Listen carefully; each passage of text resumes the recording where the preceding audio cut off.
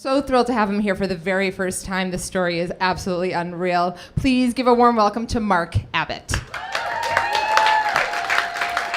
Emmanuel Lewis. Yeah. Not Arnold from Different Strokes. Webster. Now, how I came to become a friend of his, he happened to be in my mother's math class when she was a teacher. His mother and my mother became friends. And this was at the height of Webster, right when he became Webster. Imagine living in Brooklyn and having this guy come over to your house to hang out. The first time it was exhilarating. The 10th time he was family. And so at that point, we were just like, okay, fine, it's Emmanuel Lewis. He's by the house. 1988, I decided to go to the movies with a group of friends, and we did not come straight home. This incensed my father because apparently he was told something I wasn't. And he found me walking down the street. He drove up, nearly hit me with the car and said, "You got to get in the car now because you are about to miss the biggest event of the year." And I was like, "What happened?" He said, "Just get in the damn car. We got to go." So we get home, and I'm like, "What happened?" He goes, "Emmanuel Lewis got us tickets, third row, for Michael Jackson." Now, this is the first concert I've ever been to. And this is the major thing, because our room was plastered with Michael Jackson stuff. And so my brother and I have lost our minds. And we're like, oh my God, we're going to see Michael Jackson. We're going to see Michael Jackson. And remember now, this is 88. There were no digital anything. So my dad had everything on film. He put his camera together and we went out. And so here we are in Madison Square Garden. Third row to the left, about maybe right where the camera is, that's where the stage is. Janet Jackson's in front of us. Cyndi Lauper's 2 seats over from us. Lou Albano is sitting next to Cyndi Lauper. And then there's Emmanuel Lewis. And so this was the most phenomenal concert I had ever seen in my life. If you never got to see Michael when he was alive, there are no words to explain this evening. And we sang every song and we danced every dance. And Manny, we called him Manny for short, had to leave early because once the concert let out, he was going to get mobbed. So he said, "Listen, I'm staying down at the Helmsley Hotel. You guys come over after the show." And so we walked, because my father's like, "I'm not paying for a cab. We'll just walk to the east side. It's not that far." 9 blocks later, we're walking through the Helmsley Hotel, and Emmanuel's sister is waiting for us in the lobby. And she says, "Listen, Manny isn't in his room. There's a party going on upstairs, so we're going to go meet him at the party." So we get on the elevator, we go up to this party. The door opens, and there's this huge ballroom. Now, my parents are young enough, still relatively young enough, that there's Kool and the Gang, Earth, Wind and Fire, Sugar Ray Leonard. So my father's having a fit. He's just snapping photos. My mother has turned 13. And we're walking through this crowd, and my brother and I have no idea who half these people are, other than the albums that are in the house. So we get through this whole party, get around the corner, and she goes, "Well, Manny's down the hall."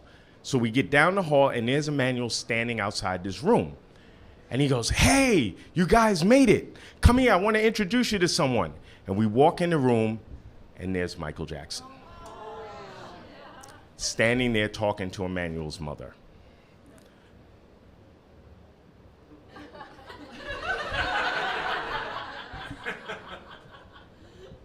No words could describe this exact moment, because we all knew he knew Michael.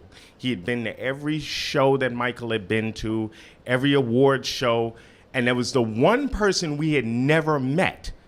We had met all these other famous people, but never Michael Jackson. And so my brother is looking at me, he goes, is that him?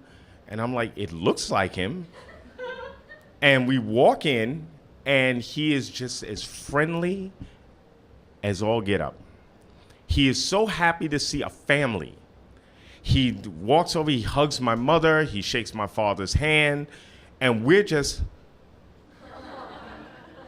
And so my father's like, say something, you idiot. Say something. Tell him you go to LaGuardia, that you sing. I'm like, I'm not telling Michael Jackson I sing. He goes, tell him you sing. Maybe you can get something out of this deal. I'm like, I'm not telling Michael Jackson I sing. So I sit in the corner, and I do one of these moments where, you know, you've ever been someplace where you just try to make a memory? Like, it doesn't matter.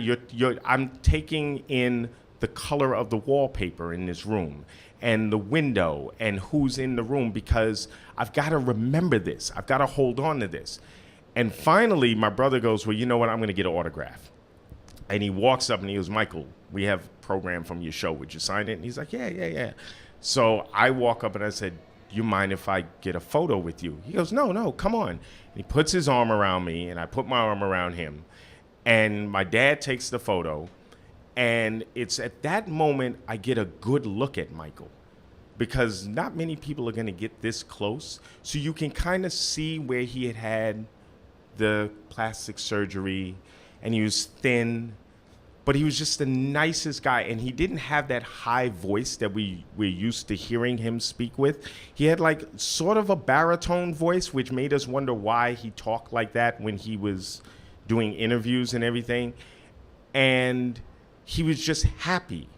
I'd never seen such a happy individual in my life. And so my dad wandered off, and he's talking to some guy about his camera and stuff like that. And he's the only person in the family that does not have a photo with Michael. No one took a photo of my dad and Michael. He took all the photos of us. We leave, we get on the train, and my mother's like, well, I'm sure you're gonna remember this for the rest of your life, that you met Michael Jackson. We go home, and the next day, my dad gets up early and runs to the mall, because he used to send his photos out to a company to have them developed. But he's like, I'm not sending these out. Somebody's gonna steal the negatives. So he went to the 1 hour photo shop, to which he tells us when he went, the women in there lost their minds, because he sat there waiting for the photos to be developed, and they started screaming in the back. And they were like, is that really him? And he's like, yeah, give me my photos, please, give me my... My brother and I are in the basement, and we're calling like all of our friends. We told them everything that happened. And at one point, I go upstairs, and my mother's on the phone in the kitchen. And she's like, yeah, no, thank you so much, but I believe my kids are all Michael Jacksoned out. And she hangs the phone up. I was like... So I said, well, who is that? She was like, it was Manny. Michael wanted to know if you wanted to come hang out at the hotel. What? She goes, well, listen, you have to learn in life that you can't wear out your welcome. You got a chance to meet him. That should be enough. And my father's sitting there like, and she turns to my dad and goes, by the way, Manny said to tell you that Quincy said thank you. And my father said, Quincy who? She said, Quincy Jones. My father like, now my father was a jazz man. He had every Quincy Jones album on the planet. He's like, Quincy Jones was not at the hotel. And she goes, yes, he was. He was the guy you were talking to about the camera. And he's looking at us and he goes, so there's no way for us to go back to the hotel and hang out with Mike. I have to say I've met a lot of famous people in my time, whether on the street or after shows or on television. But this was the most moving experience, I have to say. And the funny thing is that my brother and I stopped talking about this years ago because people used to make fun of us, and they used to make fun of Michael. And then there was the accusations that we took a cardboard cutout to a hotel and took pictures with it, which made no sense. But there are photos. of me and Michael. So yeah, if you guys look up there, there's that. And the reason I wanted to join Marc up here is just because I think it's interesting that your expression in that picture is very similar to the next one. Because you both look pretty happy there, so adorable. So that was awesome.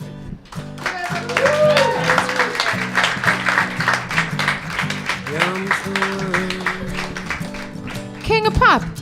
King of Pop. I can't believe it. So crazy.